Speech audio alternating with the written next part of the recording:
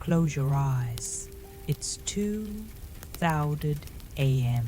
The highway is a straight black line cutting through the endless dark, and the only light comes from the dim green glow of a dusty dashboard. You aren't sleeping in a comfortable bed tonight.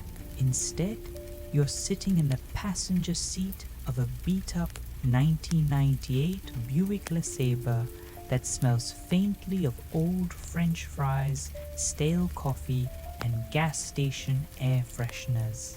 This isn't a nightmare, it's the reality of a final journey. Tonight we're stepping into the quiet, forgotten spaces of an American highway to see what happens when the clock is ticking down and nobody wants to admit it. Before we hit the road, do me a favor. Dim the lights, settle deep into your blanket, turn the volume down just enough so my voice feels like it's coming from the speakers of an old car. Let's leave the busy world behind and just drift away into the night. Hey there, glad you could make it. Just lean back, take a deep breath, and let the stress of the day fade out. We're going to take a long, slow drive tonight. No rush, no traffic jams, just the open road and a couple of guys who really don't want to talk about their feelings. You know how it is. Let's talk about Mark and Thomas. These two brothers are well into their 50s, which means their knees make a loud clicking sound every time they get out of a chair, and they both have strong opinions about lawn care. Mark is the older one by 2 years. He's the kind of guy who still wears cargo shorts because he claims he needs the pockets for supplies, even though those supplies are usually just a pack of mints and some old receipts from a Home Depot trip in 2022. Thomas is the younger brother, a bit more quiet, the type who wears New Balance sneakers because his doctor told him his arches are collapsing. They look alike, meaning they both have that slightly round, soft middle section that comes from 5 decades of loving grilled cheese sandwiches and avoiding any exercise that involves running. Right now, they are sitting in Mark's Buick, driving down Route 66 through the middle of nowhere. There is no map on the dashboard. There is no GPS screen glowing on the windshield. If you asked them where they were going, Mark would probably shrug and say they were just checking out the scenery, which is mostly just flat dirt and the occasional dead tree. But here's the thing about this little trip. It wasn't planned during a happy family barbecue. It was put together roughly 48 hours after a doctor in a very clean, very white room held up a black and white scan and pointed at a small, dark shadow that absolutely did not belong there. The doctor used a lot of heavy, expensive medical words, but the basic summary was simple. Thomas didn't have a whole lot of road left in front of him. Now, normal people might talk about this. They might cry or make a bucket list or hug each other in a dramatic way like they do in those movies on the Hallmark Channel. But Mark and Thomas are middle-aged guys from Ohio. They don't do feelings. Talking about heavy, emotional stuff makes them sweat and look around for an exit. So, instead of talking, Mark just called Thomas and said, "Hey, I'm picking you up on Friday. Bring a jacket." And Thomas said, "Okay." That was the whole conversation. They've been driving for 4 hours now. The radio is playing a classic rock station at a very low volume. It's that kind of station that plays the same 5 songs by Creedence Clearwater Revival every single day. Right now, Bad Moon Rising is playing for what feels like the third time since they crossed the state line. Mark is gripping the steering wheel at exactly 10 and 2, like a driving instructor is watching him. He's staring straight ahead at the white lines on the asphalt. "You want a peppermint?" Mark asks. He doesn't look at Thomas. He just reaches his right hand down into his deep cargo pocket, rumbles around for a second, and pulls out a slightly crushed wrapper. "Is it sticky?" Thomas asks. His voice is a little raspy. He's looking out the passenger window at a giant billboard for a lawyer who specializes in truck accidents. The lawyer has a very large, very fake smile and is holding a gavel for some reason. "Only a little bit on the edge," Mark says, tossing the mint onto the plastic console between their seats. "It's good for the throat." Thomas picks it up, peels off the paper with a slow, careful motion, and pops it in his mouth. "Thanks." That is the longest conversation they have had in 50 miles. And honestly, it's exactly what they need. The silence inside the Buick isn't heavy or awkward. It's like an old, soft blanket that's been washed 1,000 times. It's the kind of silence you can only share with someone who remembers exactly how bad your haircut was in 1984. Let's float back in time for just a moment, back to when these two didn't have gray hair and aching lower backs. If you looked at their family tree, you'd see a long line of people who were incredibly stubborn and completely terrified of showing weakness. Their father, Big Old Arthur, was a man who once broke his toe while moving a washing machine and refused to go to the hospital because he claimed the toe was just acting dramatic. He walked with a limp for 30 years and blamed it on the weather. That's the genetic pool Mark and Thomas crawled out of. They belong to a long history of men who would rather drive 300 miles in the wrong direction than stop and ask a stranger for help. So, when the doctor gave Thomas the news, Thomas didn't even blink. He just nodded, shook the doctor's hand, and asked if he still had time to get his oil changed next week. The doctor looked very confused, probably because he was expecting a meltdown, but Thomas was already thinking about whether he should buy the synthetic oil or just stick to the regular stuff since, well, long-term engine health wasn't really a priority anymore. Back on the road, the Buick hits a small pothole and the whole dashboard rattles. The little plastic hula girl that Mark glued to the speaker grill 20 years ago does a quick, sad dance. "Need to fix that strut," Mark mutters. "The left one?" Thomas asks. "Yeah, it's been pulling to the side since Thanksgiving." "You should have let me look at it," Thomas says, turning his head slightly. "You always over-tighten the bolts. You think you're a gorilla." "I don't over-tighten them," Mark says, his voice flat and calm. "They just stay put when I do it." "They stay put because you cross-thread them, Mark. There's a difference." Mark lets out a small, dry grunt that passes for a laugh in their family.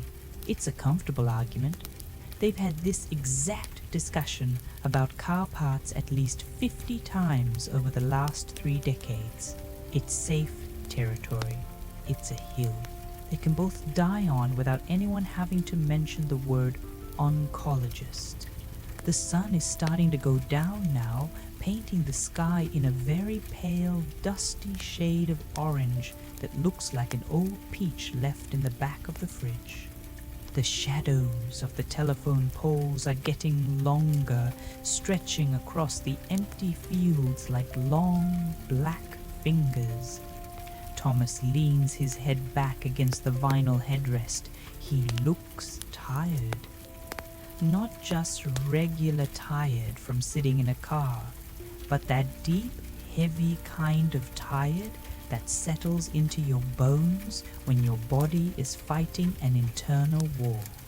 It knows it can't win. His skin looks a little bit like old parchment paper under the fading light.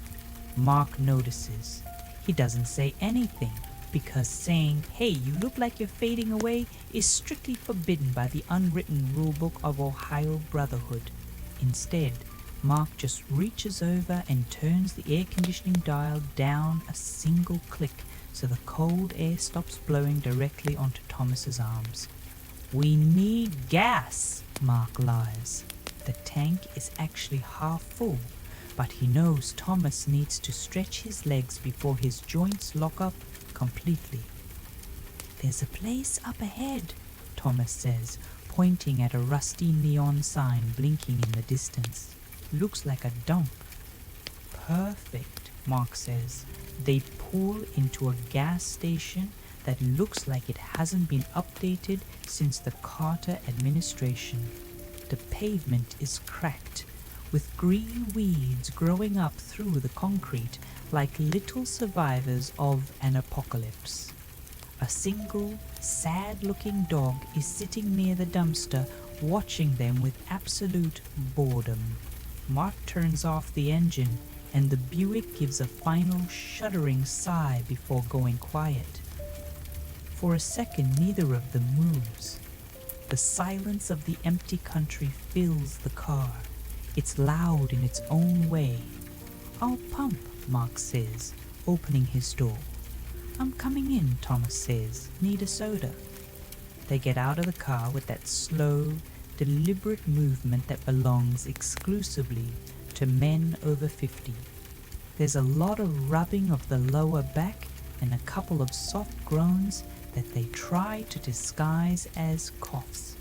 They walk toward the convenience store, their sneakers squeaking on the old linoleum floor as they step inside. The store smells like burnt coffee and cleaning chemicals. Behind the counter is a young kid with a fuzzy mustache who is staring intensely at his phone, completely ignoring the fact that two ancient relics from the 20th century have just entered his domain. Thomas walks over to the glass coolers in the back. He stands there for a long time, just looking at the rows of brightly colored bottles. There are energy drinks with names like Hyperblast and Neon. Thunder, full of chemicals that would probably melt a hole through the floor of the Buick. "Remember when Pop just came in regular flavors?" Thomas asks, his voice echoing slightly in the cold drink aisle. "Like cola or root beer. Now everything looks like window cleaner." Mark walks up behind him, hands stuffed deep into his cargo pockets. "Get the cream soda. They have the ones in the glass bottles. That stuff has 40 grams of sugar, Mark. My doctor said I need to watch my sugar." Mark looks at the bottle of cream soda. Then he looks at Thomas. There is a brief, tiny second where their eyes meet, and for the first time in 2 days, the shadow of the white hospital room creeps into the convenience store. Mark's face doesn't change, but his voice drops just a tiny bit lower, becoming even more flat. "I think you can have the cream soda, Tom." Thomas looks at the bottle. He lets out a tiny soft breath through his nose. It isn't a sigh, it's more like a surrender. "Yeah, I guess I can." He reaches in and takes the glass bottle. It's cold and heavy in his hand. Mark grabs a bag of salted peanuts, the kind with the skins still on them, and they walk up to the register. The kid with the mustache doesn't even look up as he scans the items. Mark hands over a $20 bill, tells the kid to keep the change because doing the math for coins sounds exhausting, and they walk back out into the cool evening air. They sit on the hood of the Buick, the metal still warm from the engine underneath them. The sun is completely gone now, replaced by that deep blue color that happens right before the sky goes totally black. A few stars are starting to poke through the haze, looking small and weak. Thomas uses his pocket knife to pop the top off his cream soda. He takes a slow sip, his shoulders dropping a fraction of an inch. Good. Tastes like childhood. Too sweet for me, Mark says, pouring a handful of peanuts into his palm. Makes my teeth hurt just looking at it. Everything makes your teeth hurt, Mark. You've been complaining about your teeth since 1992. Because dentistry is a scam, Tom. They just drill holes so they can buy bigger boats. They sit there in the dark, eating peanuts and drinking soda on the warm hood of an old car. It's peaceful. If you didn't know any better, you'd think they were just two guys on their way to a fishing trip or a football game. You wouldn't think about the small bottles of heavy pain pills hidden inside Thomas's shaving kit in the trunk. You wouldn't think about the phone calls Mark had to make to his own wife, whispering in the kitchen so his kids wouldn't hear him cry. We should get moving, Thomas says after a while. His bottle is empty, sitting on the hood next to him. The air is getting damp. Yeah, Mark says, wiping the salt from his hands onto his shorts. Don't want your knees to start forecasting the rain. They get back inside the Buick. The doors slam shut with a heavy, metallic thud that sounds like a bolt closing. Mark turns the key, and the old V6 engine roars back to life, dependable and steady, unaware that the people inside it are running out of time. Let's float over to another stretch of the road further west, where the trees start to thin out and the highway opens up into giant empty plains. By midnight, they are surrounded by nothing but the dark.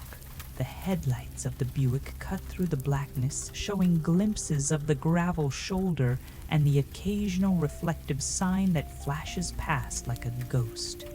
Thomas has fallen asleep. His head is tilted back, his mouth slightly open, and he's snoring with that soft whistling sound that used to drive Mark crazy when they shared a bedroom as kids. Back then, Mark would throw a pillow at him or kick the mattress until Thomas woke up and rolled over. Tonight, Mark just listens to it. In fact, he finds himself checking the rhythm of the snores, making sure the sound keeps coming, steady and even, out of the dark passenger seat. The highway has a way of making you think about things you usually keep locked up in the basement of your mind. As Mark drives, he finds himself remembering the summer of 1979. They had an old dirt bike that they bought from a neighbor for $50 and a case of beer.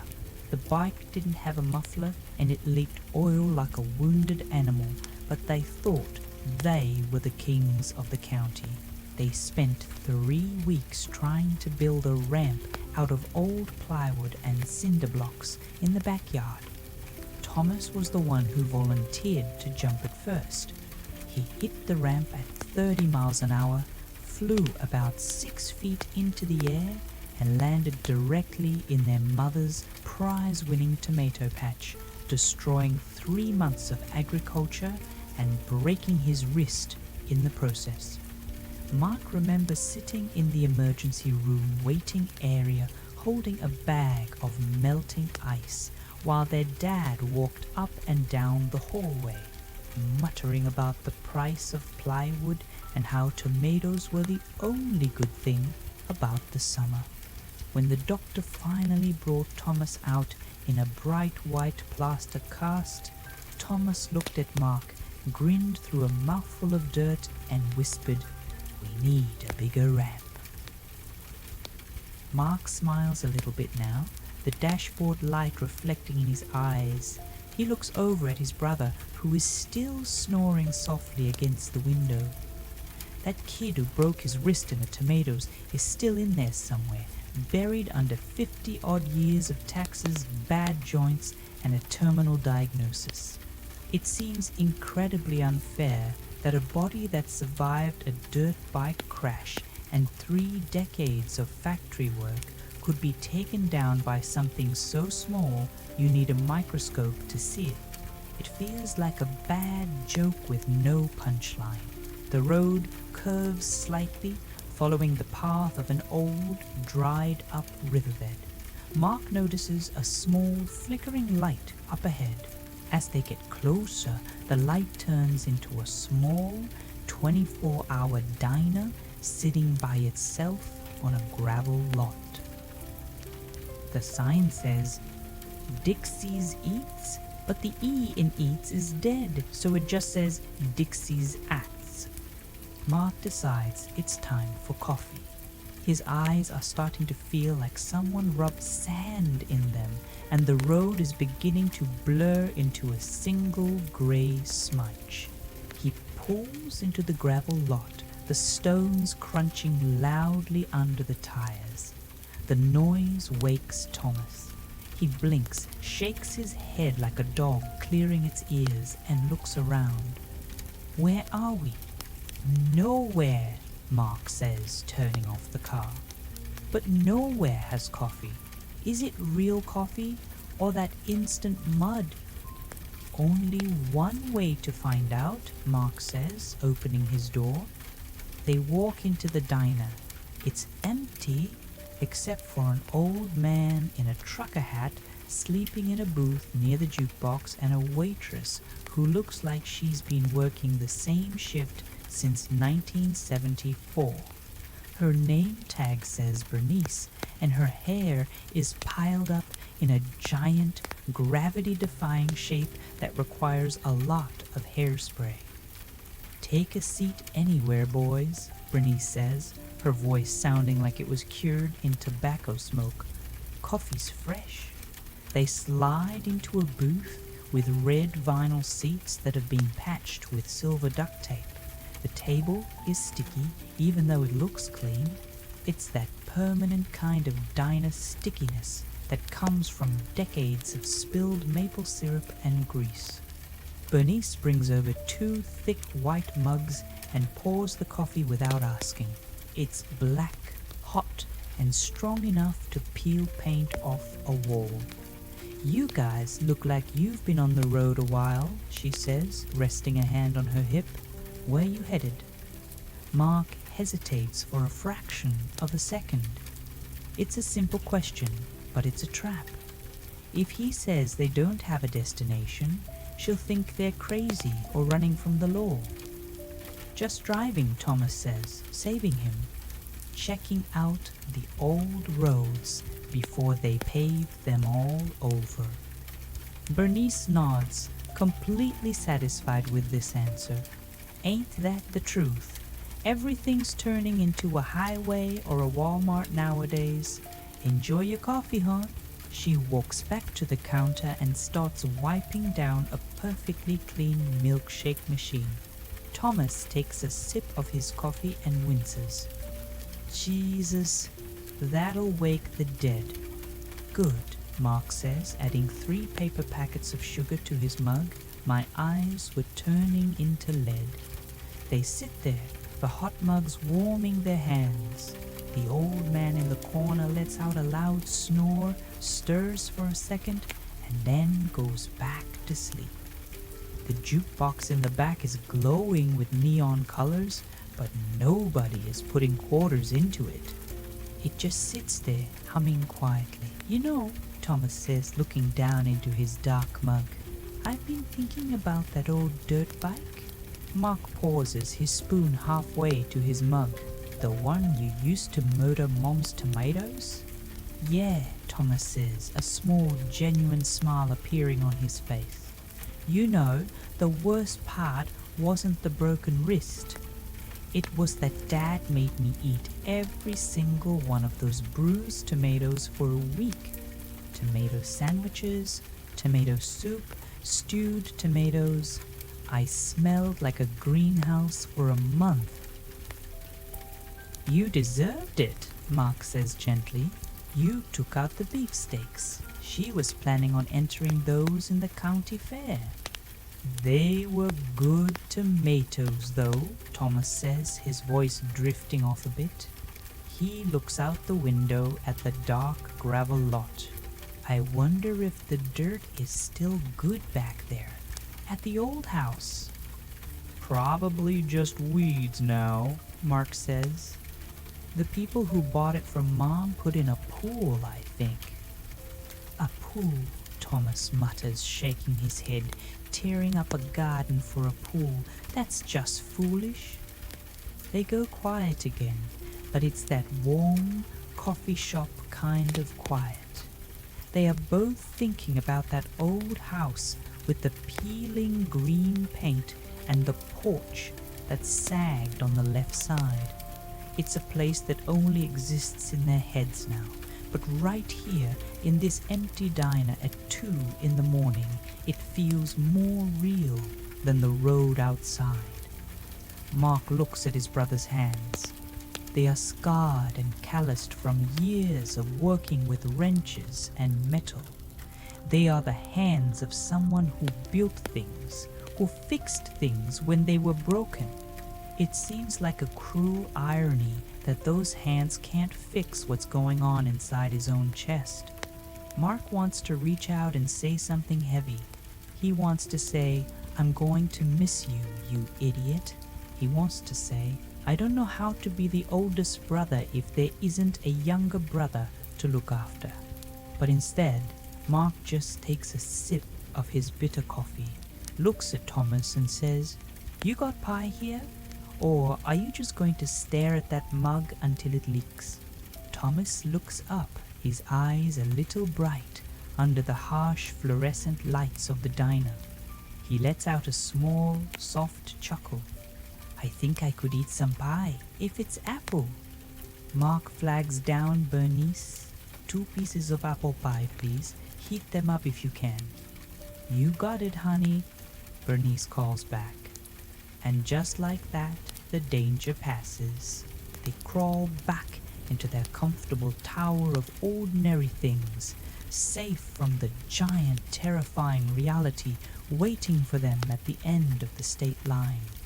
They eat their pie, which is a little soggy but warm enough, and they don't talk about doctors or medicine or how much time is left on the clock. They just exist together in the middle of nowhere, 2 brothers on a road that doesn't have a name. Let's float over to the next morning where the dark night finally breaks into a pale grey dawn. The Buick is still rolling along, the tires making a steady hum hum hum sound against the concrete seams of the highway. The fog is sitting low in the ditches, thick and white like pulled cotton, hiding the bottoms of the fence posts.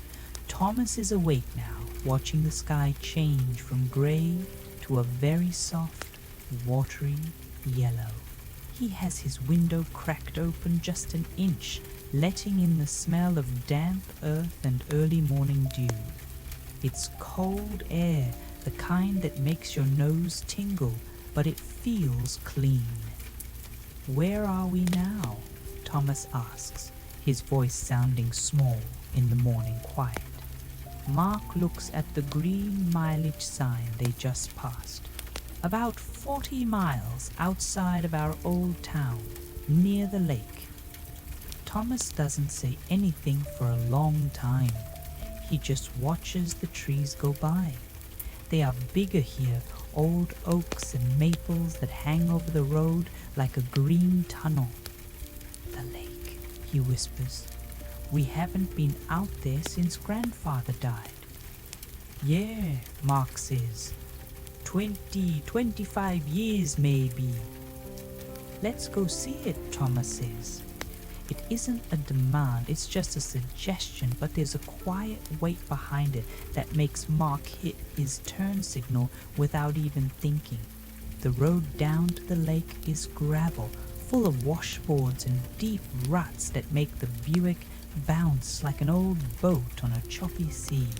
The hula girl on the dashboard is going wild now, her little plastic hips shaking back and forth as Mark guides the heavy car through the trees. You're going to lose your oil pan if you hit one of those rocks, Thomas warns, holding onto the door handle. The Buick can handle it, Mark says, though he slows down to a crawl. This car is built like a tank. They don't make them like this anymore. They don't make them like this because they actually want cars to turn corners now, Mark. This thing has the steering of a laundry basket. It's a comfortable ride, Mark insists, and they both know he's right. The Buick feels like a big, soft sofa that somehow has an engine attached to it. They come out of the trees and the lake opens up in front of them. It's huge, still, and completely grey under the morning sky. The water looks like a giant sheet of unpolished silver without a single ripple on it. A few old wooden docks are sticking out into the water, their boards green with moss and rotting from the bottom up. There isn't another soul in sight. The summer tourists won't be here for months, and the local fishermen are probably still asleep or sitting in some diner down the road. Mark parks the car right near the water's edge, where the gravel meets the sand. He turns off the engine, and the sudden absence of the motor's hum makes the silence feel immense. You can hear the tiny, gentle lap of the water against the pebbles on the shore. Shh! The air is sharp and cold, making their breath turn into small white clouds that disappear into the fog. Thomas walks down to the edge of the water, his New Balance sneakers crunching softly on the wet gravel. He stands there with his hands deep in his pockets, his shoulders hunched against the chill. Mark stays back by the car for a minute, watching him. From behind, Thomas looks smaller than he used to. His jacket looks a little loose around his shoulders, like he's shrinking inside his own clothes. It's a terrifying thing to notice, but Mark forces his face to remain blank. He walks down to join him, his heavy boots sinking slightly into the sand. They stand side by side, looking out at the foggy horizon where the water meets the sky in a blurry gray line. Remember when we tried to swim across to the island? Thomas asks, pointing through the fog toward a dark shape sitting about half a mile out. I remember you almost drowned, Mark says. You got halfway there, had a cramp in your leg, and started screaming like a seagull. I did not scream like a seagull, Thomas says, turning his head with a slight scowl. I was calling for assistance. There's a difference. You were crying, Tom. I had to drag you back by your hair. You bit my shoulder. You were pulling too hard, Thomas mutters, but there's a softness in his eyes. But we made it back. Yeah, Mark says, looking out at the invisible island. We made it back. A lone heron flies low over the water, its large grey wings moving in slow, silent beats. It disappears into the fog without making a sound, like a spirit fading away. Thomas takes a deep breath, his chest rising and falling with a heavy effort. The air smells good here, not like the city. No, Mark agrees. It's clean. Thomas reaches into his pocket and pulls out a small plastic orange bottle. The labels are covered in warnings about drowsiness and machinery. He struggles with the child-proof cap for a second, his fingers stiff from the cold air. Mark watches the struggle out of the corner of his eye. He doesn't offer to help because he knows Thomas would rather drop the bottle into the lake than hand it over to be opened for him. After a tense 3 seconds, the cap clicks open. Thomas shakes out 2 small white pills, pops them into his mouth, and swallows them dry. He doesn't even flinch. He's gotten good at it over the last few weeks. He twists the cap back on and hides the bottle away in his pocket like a dirty secret. They're starting to hit harder, Thomas says, his voice very low, almost lost in the sound of the tiny waves. It's the closest he has come to mentioning the shadow on the scan since the trip began. Mark looks down at his own boots. He kicks a small round stone into the water.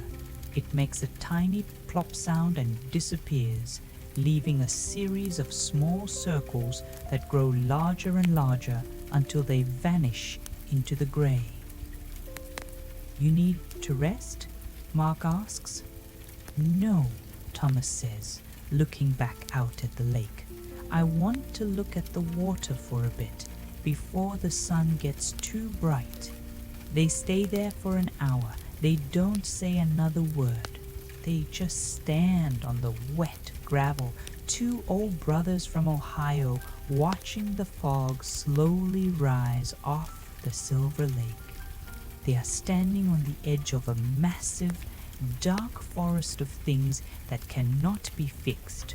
But right now, the water is calm, and that is enough. Let's float away from the lake, back onto the black asphalt as the morning sun finally breaks through the clouds. It isn't a brilliant, warm sun. It's a pale, cool light that makes everything look sharp and clean. The Buick is moving again, heading back toward the state line, completing the long loop they started 2 days ago. The mood in the car has shifted. It isn't sad, but it's heavy, like the air right before a summer thunderstorm hits.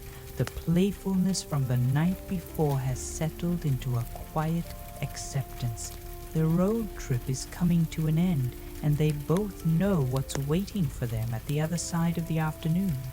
There are phone calls to be made, schedules to be set with people who wear scrubs, and a long, slow decline that neither of them can drive away from. Thomas is looking through the glove compartment. He's pulling out old maps that are torn along the creases, a tire pressure gauge that hasn't worked since 1999, and a handful of loose napkins from a dozen different fast food joints.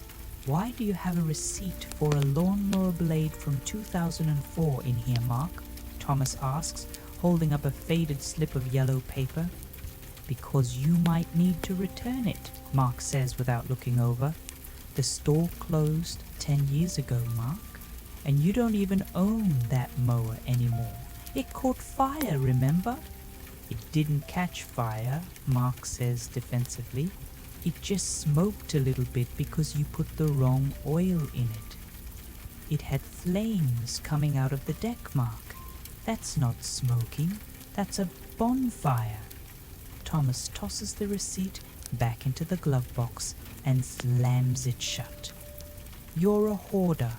If this car ever rolls over, you're going to be killed by a flying collection of old ketchup packets." "They don't go bad," Mark says. "They're sealed. They go bad, trust me. They turn into this weird brown paste. It's biological warfare." They let out another small shared laugh. It's a good routine.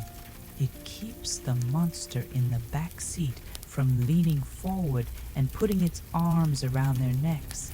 As they get closer to the city, the houses start to appear again. First it's old farmhouses with rusted tractors in the yard.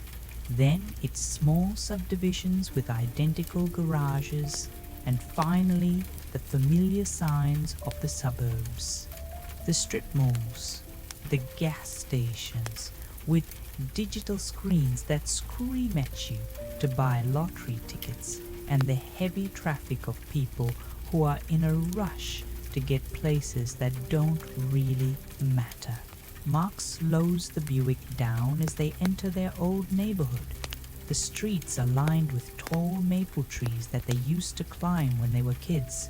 The old schoolyard is still there, though the rusty swings have been replaced by safe, plastic playsets that look like they were designed by a committee of lawyers. He pulls the car up to the curb in front of Thomas's house. It's a small, neat, ranch-style house with a small porch and a well-kept lawn. Thomas's wife's car is in the driveway, its metal hood cold. Mark turns off the engine. The Buick settles down, giving that familiar, heavy metallic sigh as it goes dark. Neither of them moves to open their door. The journey is over. The road has run out of asphalt and they are back in the real world where shadows have names and doctors have schedules. Thomas looks down at his hands, then turns his head to look at his brother. His eyes are tired, deeply tired, but they are clear. It was a good drive, Mark. Mark grips the steering wheel a little tighter. His knuckles go white for just a second before he lets go. He turns his head and looks Thomas straight in the eyes. There are no jokes left in his cargo pockets. There are no old car parts to argue about. "I'll be here on Tuesday," Mark says. His voice is flat, steady, and absolutely unbreakable. "To take you to the clinic." Thomas looks at him for a long moment. He nods once, a slow, heavy movement of his chin. "Okay, bring the Buick. The seats are better." "Yeah," Mark says, "the seats are better." Thomas opens his door. The cool suburban air rushes into the car, breaking the old, comfortable smell of peanuts and cream soda. He gets out, his sneakers kicking on the pavement, and walks up the driveway toward his front door. He doesn't look back, because looking back means showing your face, and they don't do that. Mark watches him until the front door opens. Thomas steps inside, and the door clicks shut behind him. Mark sits alone in the Buick for a long time. The neighborhood is quiet. A dog barks somewhere 3 streets over. He reaches down into his cargo pocket, pulls out a single lint-covered peppermint, and looks at it. He doesn't open it. He just puts it back, starts the engine, and drives away into the pale afternoon light. The little hula girl on the dashboard dancing her sad, quiet dance all the way home. Close your eyes now. The highway is gone. The old Buick is parked in the driveway, and the brothers are safe inside their homes. The road did what it had to do. It gave them a place where time didn't matter, where the shadows couldn't reach them, and where 2 brothers could just be brothers for a few more miles. Let the quiet settle over you now. The engine is cold. The journey is done. Sleep well.